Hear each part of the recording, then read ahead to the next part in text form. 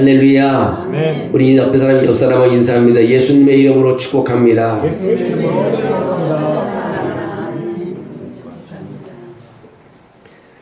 한 군인이 폭우가 쏟아지는 도로에 서서 어디를 향하여 교수 경례를 하고 있었습니다.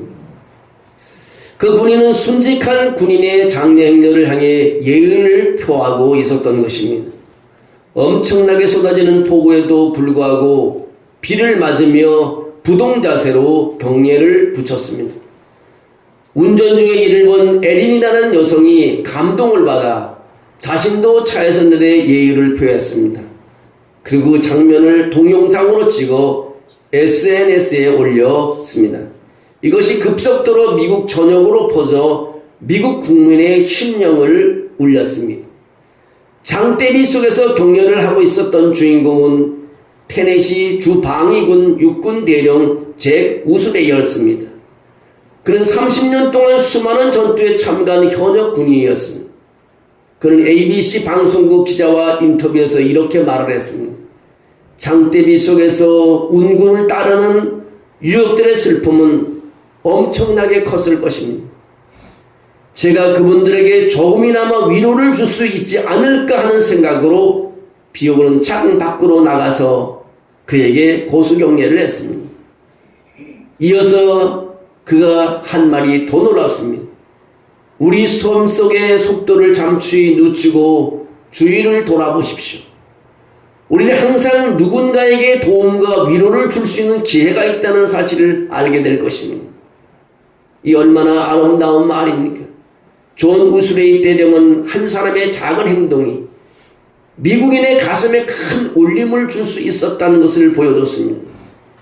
우리도 존 우스레이 대령처럼 장대비가 오는 폭우 가운데 행동을 할 수 있을까요?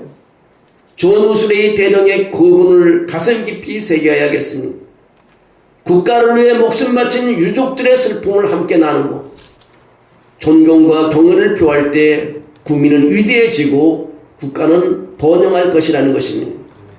여러분, 그동안 걸어온 인생을 회상하며 눈물을 흘려본 경험이 있습니까? 너무 배고파 빵을 먹으며 눈물을 흘려본 경험이 있습니까? 가족의 질병이나 본인의 질병으로 눈물을 흘려본 경험이 있습니까? 학교 입학이나 취업 문제로 눈물을 흘려본 경험이 있습니까? 타인의 사고나 본인의 갑작스러운 사고로 눈물을 흘려본 경험이 있습니까? 사업이나 직장의 어려움으로 눈물을 흘려본 경험이 있습니까? 사랑하는 사람을 잃어 눈물을 흘려본 경험이 있습니까? 저는 짧은 인생을 살아오면서 교회와 성도를 위한 눈물을 흘려왔고 지금도 흘리고 있습니다. 아직도 내 머리에서 잊혀지지 않는 개인적인 눈물은요, 대전에서 10년간 목회할 때 아내가 몸이 아파서 충남대 병원에서 입원하고 있을 때였습니다. 그 병원에 찾아가서 위로하고 집으로 돌아오는데 집에 오니까 초등학교 1학년 아들이 놀이터에서 놀다가 팔이 골절되어 소파에 신음하며 잠들어 있는 것을 보고 집에서 다시 차로 20분 거리에 있는 을지대학병원의 응급실에 가서 뼈를 당겨 맞추고 정산을 하려고 하는데 너무 급하게 와서 지갑을 집에 놓고 왔습니다. 다시 가서 지갑을 가져와서 그 정산을 하고 다시 아이를 데려온 경험이 있습니다. 이때 참 눈물을 많이 흘렸습니다. 제 인생에는 영화의 한 장면 같았습니다. 병원비를 나중에 계좌로 입금해 준다고 직원에게 얘기했더니 정산하지 않으면 아이를 데려갈 수 없다고 했습니다. 얼마나 서운한지 어린 아들을 응급실에 두고 집에 다시 가서 정산하고 밤늦게 데려온 적이 있습니다. 요즘은 스마트폰 하나로 조회와 이체가 가능하지만 그때는 사람이 직접 계산을 해야 할 때였습니다. 그 당시 교회에서 예배드리며 찬양할 때, 설교할 때 많은 눈물을 흘렸습니다. 눈물이 너무 나오니까 찬송과 가사가 보이지 않았었습니다. 말씀도 보이지 않았습니다. 오늘날 뒤돌아보면 모든 것이 하나님의 은혜인 것 같습니다. 오늘 본문은 요한복음 1장 11절 1절부터 44절에 있는 말씀인데 죽은 나사로를 살리시는 예수님에 대한 말씀의 일부인 것입니다. 나사로의 사건은 5부문으로 나누어지고 있습니다. 이 사건이 일어난 시간과 장소를 소개하고 있습니다. 나사로가 병이 들었다는 상황이 예수님께 전해지는 부분이 11장 1절부터 6절까지의 말씀입니다. 나사로에 대한 소식을 들은 이후에 이틀 그곳에 더 계시다가 나사로를 깨우러 제자들과 함께 이동하는 부분이 7절부터 16절입니다. 나사로가 죽은 후 4일이 돼 예수님이 베다니에 도착했을 때 마르다가 맞이하면서 아쉬움으로 토론하는 것과 예수님이 나사로의 살아남을 예고하시는 부분이 17절에서부터 27절입니다.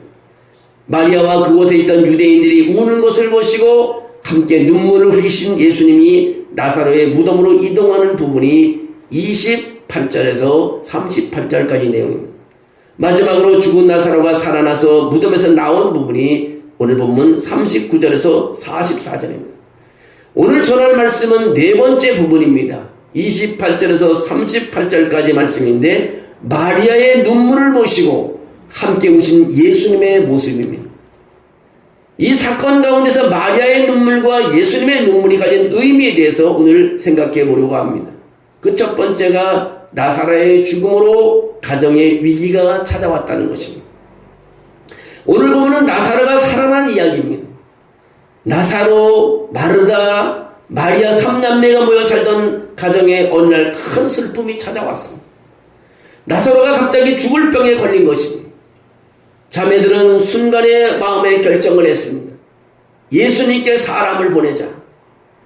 예수님이라면 해결할 수 있을 거야. 이 일을 해결하실 분은 바로 예수님뿐이 없다고 생각했습니다. 그래서 마르다와 마리아에게는 예수님이 오시면 나사로의 병이 나을 것이라는 믿음이 있었습니다. 근데 예수님은 늦게 오셨습니다. 차표가 없거나 차가 늦거나 길이 막혀서 늦은 것이 아니었습니다. 요한복음 11장 6절에 보니까 나사로의 소식을 전해 들으신 후에도 예수님이 계시던 곳에 이틀을 더 유하셨다고 기록하고 있습니다. 계시던 곳에 이틀 더 유하신 이유를 성경은 이렇게 말합니다. 하나님의 아들이 이로 말미암아 영광을 받게 하려 하심이라고 기록하고 있습니다. 그냥 병이 낫는 사건이 아니라 죽음을 물리치시는 것을 보여주려고 이틀을 더 유하신 것입니다. 근데 마르다와 마리아의 입장에서는요, 예수님이 늦게 오셔서 상황이 더 악화된 것으로 생각을 했습니다. 예수님이 오셨을 때 나사로는 이미 죽었습니다. 기대보다 늦게 오신 예수님을 향해 마르다와 마리아는 말합니다. 주께서 여기 계셨더라면, 주께서 일찍 오셨더라면 내 오라비가 죽지 아니하였겠나이다. 사실 이 말 가운데는 예수님의 늦게 오심에 대한 원망이 들어있습니다. 그때 예수님이 마르다에게 말씀합니다. 내 오라비가 다시 살아나리라. 그러자 마르다가 대답합니다. 그러나 나는 이제라도 주께서 무엇인지 하나님께 구하시는 것을 하나님이 주실 줄 아나이다. 마지막 날 부활 때는 다시 살아날 줄을 내가 아나이다. 죽음 앞에서 마르다가 집중한 것은요, 믿음이 아니었어요. 믿음이 아니었어요. 그냥 안다는 것입니다. 마지막 날에 다시 살아날 줄을 내가 아나이다. 근데 예수님이 말씀하신 것이 아는 것이 아니라 예수님은 아는 것이 아니라 내 오라비가 다시 살아나리라는 말씀을 하셨습니다. 죽음을 이길 만한 믿음이 마르다에게는 찾을 수 없습니다. 믿음을 찾을 수가 없습니다. 어쨌든 마르다가 이해하는 신앙의 지식으로 나사로가 살아난 것이 아닙니다. 두 번째로 보는 마리아의 눈물이 예수님을 움직였다는 것을 알 수 있습니다. 오늘 본문에서 보여주는 것이 있습니다. 마르다와 마리아 가정을 주님이 위로하신다는 것입니다. 주님의 마음이 움직였기 때문인 것입니다. 정작 주님의 마음을 움직인 것은 마르다의 아는 지식이 아니었습니다. 부족한 믿음을 채운 것은요, 마리아의 눈물이었습니다. 예수님께서 그가 우는 것과 또 함께 온 유대인들이 우는 것을 보시고 심령의 비통이 여기시며 불쌍히 여겼다고 말합니다. 그리고 예수님께서 눈물을 흘리시더라고 말하고 있습니다. 예수님은 나사로가 죽은 것을 비통히 여기신 것이 아닙니다. 나사로가 죽은 것을 슬퍼한 것이 아닙니다. 마리아가 울고 있고 온 유대인들이 함께 우는 것을 보시고 심령의 비통이 여기시고 불쌍히 여기셨다고 말하고 있습니다. 여러분, 마태복음 5장 4절에 예수님은 이렇게 말씀하십니다. 애통하는 자는 복이 있나니 그들이 위로를 받을 것이요. 어떤 대단한 것 때문에 위로를 받는 것이 아니라 애통하는 자는 복이 있을 것인데, 그 얘기에서 하나님의 위로가 찾아오기 때문인 것입니다. 여러분 기억하십시오. 하나님은 우리의 눈물을 보석처럼 사용하십니다. 예수님도 인간의 모습으로 오셨기 때문에 우리가 경험할 수밖에 없는 어려움을 외면하지 않고 몸으로 받아들이셨습니다. 예수님도 배고프고 피곤한 와중에 웃으셨던 적이 있었을 것입니다. 예수님은 기쁨을 아시는 분이시기 때문입니다. 그렇지만 성경은 예수님이 웃으시는 모습을 담지 않았습니다. 오히려 예수님이 우시는 모습을 담고 있습니다. 그분의 우심을 통해서 우리가 생각할 부분은요, 주님이 눈물을 흘리시는 사람을 찾으신다는 것입니다. 주님은 눈물을 흘리시는 사람을 찾으신다는 것입니다. 요한계시록에서 이런 말씀이 있습니다. 요한계시록 7장 17절에 이는 보좌 가운데서 계신 어린 양이 그들의 목자가 돼서 생명수 샘으로 인도하시고 하나님께서 그들의 눈에서 모든 눈물을 씻어 주실 것이라고 말하고 있습니다. 여러분, 여러분의 눈물을 하나님께서 씻어 주시고 닦아 주실 것입니다.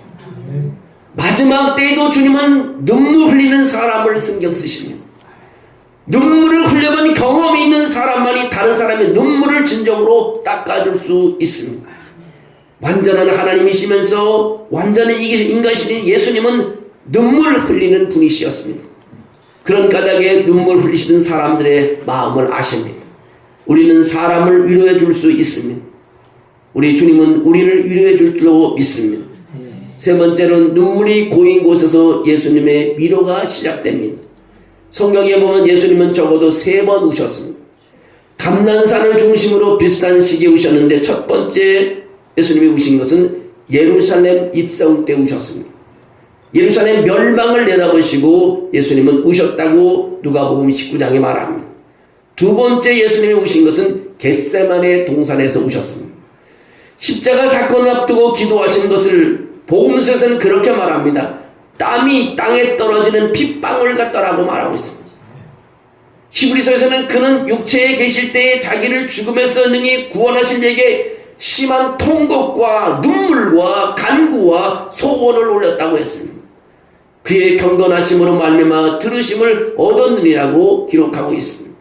세 번째 예수님의 눈물은 오늘 본문 말씀입니다. 베다니의 나사로 무덤 앞에서 예수님은 우셨습니다.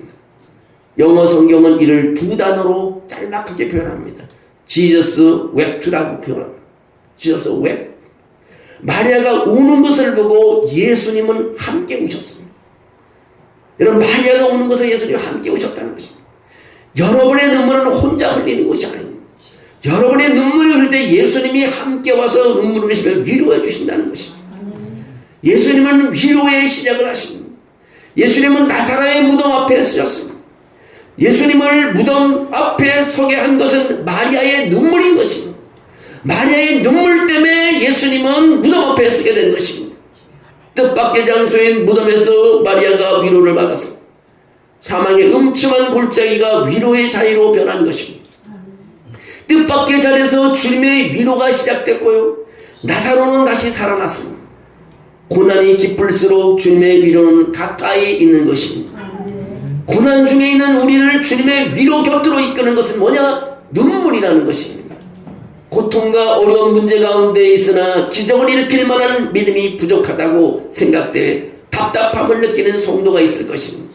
그 부족한 공간을 채우는 것이 뭐냐? 바로 눈물이라는 것입니다. 우리 주님은 성도가 흘리는 눈물을 보고 위로를 시작하십니다. 우리 주님은요, 눈물에 약하십니다. 우리 주님이 찾으시는 진실한 눈물이 우리에게부터 시작되기를 축원합니다. 세 번째로는 우리의 헌신의 눈물은 하나님 나라를 확장하십니다. 헌신은 자기 십자가를 지고 나가는 과정 가운데 셀 수 없는 눈물을 남깁니다. 헌신의 눈물은 억울함도 고통도 섭섭함도 비통함도 아닌 자기 십자가를 지고 주를 따라가는 담대한 믿음과 사랑의 징표입니다. 사도 바울은 아시아에서 행한 그의 복음 사역이 모든 겸손과 눈물로 특징 지어졌으며 3년이나 밤낮 쉬지 않고 눈물로 각 사람을 훈계하는 것을 기억하라고 사도행전 20장 31절에 말합니다. 그가 기록하고 있는 헌신의 눈물은요, 자기 몸을 쳐서 복종하면서까지 자기 인생의 모든 것을 다 내어드리기까지 그리스도의 십자가를 따라가는 믿음의 증거를 보였던 것입니다. 또한 그 눈물은 바울의 하나님을 향한 사랑 고백이었습니다. 하나님을 사랑하기에 자기가 모든 것을 내어놓고 하나님 나라와 의를 위해 헌신할 수 있고, 하나님을 사랑하기에 하나님이 사랑하는 영혼들을 향한 마음을 함께 품고 그에게 나아갈 수 있었습니다. 시편 기자는 이런 말씀을 합니다. 눈물을 흘리며 씨를 뿌린 자는 기쁨으로 거두리로다. 울며 씨를 뿌리러 나가는 자는 반드시 기쁨으로 그 곡식단을 가지고 돌아오리라고 아름답게 헌신의 눈물을 묘사하고 있습니다. 하나님 나라를 향한 헌신의 여정은요, 내려놓음의 눈물인 것입니다. 희생의 눈물인 것입니다. 포기의 눈물, 다양한 눈물을 요구합니다. 그러나 그 눈물로 결코 헛되지 않습니다. 그 눈물은 비옥한 땅에 뿌려진 씨앗과 같아서 반드시 하나님 뜻하신 때에 기쁨의 수확을 거두게 될 것입니다. 복음서에 등장하는 한 여인이 있습니다. 그 여인은 마리아입니다. 예수님의 발 곁에 서서 울며 눈물로 그 발을 적시고 자기 머리털을 닦고 머리털로 닦고 그 발에 입을 맞추고 향유를 부었습니다. 그 향유는 300데나리온이나 될 만큼 값비싼 것이었습니다. 당시 1데나리온이 노동자의 하루 일당이라면 300데나리온은 노동자의 1년치 임금에 해당하는 돈이었습니다.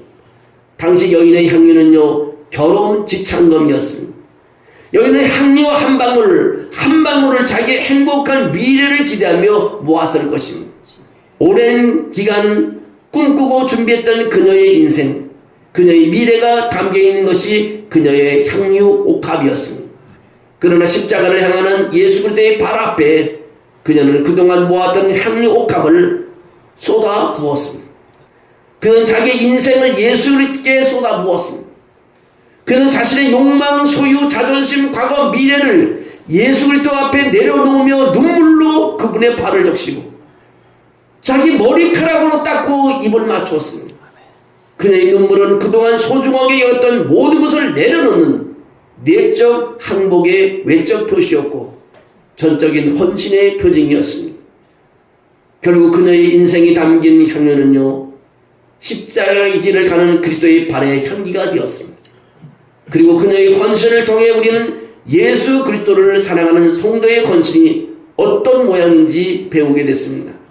여러분, 행복과 성공적인 인생을 위해서 여러분은 무엇을 준비해 왔습니까?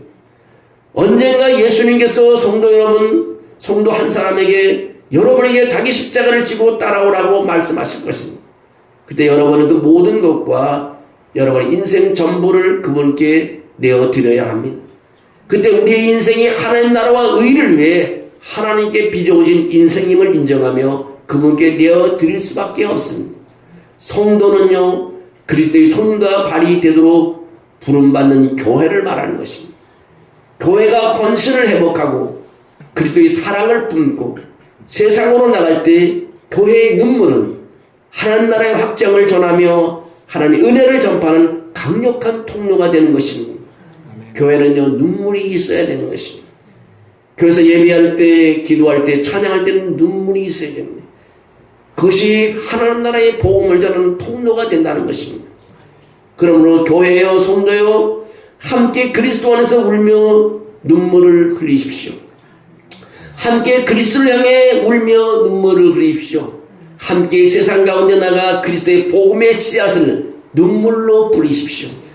오늘 시편 126편 5절에 그렇게 말합니다. 눈물을 흘리며 씨를 뿌리는 자는 기쁨으로 거두리라는 말씀이 있습니다. 이 말씀을 잊지 말고 눈물의 크리스찬들이 다 되시기를 주의 이름으로 축원합니다. 사랑이 많으신 하나님 감사합니다.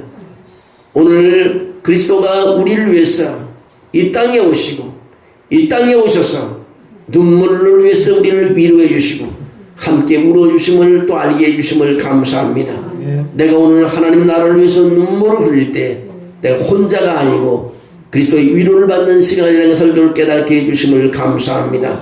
아버지, 힘들고 어려운 일이 있으니까 주님을 바라며 눈물을 흘리는 삶이 되게 도와주시옵소서. 근심과 걱정과 어려움을 하나님이 두려워하지 말고 무릎 꿇고 눈물 흘림으로 해결받는 삶이 되게 도와주시옵소서. 나사로가 무덤에서 나온 것도 예수님의 눈물로, 마리아의 눈물로, 유대인들의 눈물로 하나님 다시 살아날 수 있다는 것을 또 보여줌을 감사합니다. 모든 것이 하나님의 영광을 위해서 눈물을 흘림으로 승리하게 도와주시옵소서. 이 한 시간도 축복해 주심을 감사합니다. 앞으로 우리의 세월도 모든 것을 눈물로 해결하게 도와주시옵소서. 예수님의 이름으로 기도하옵나이다. 아멘.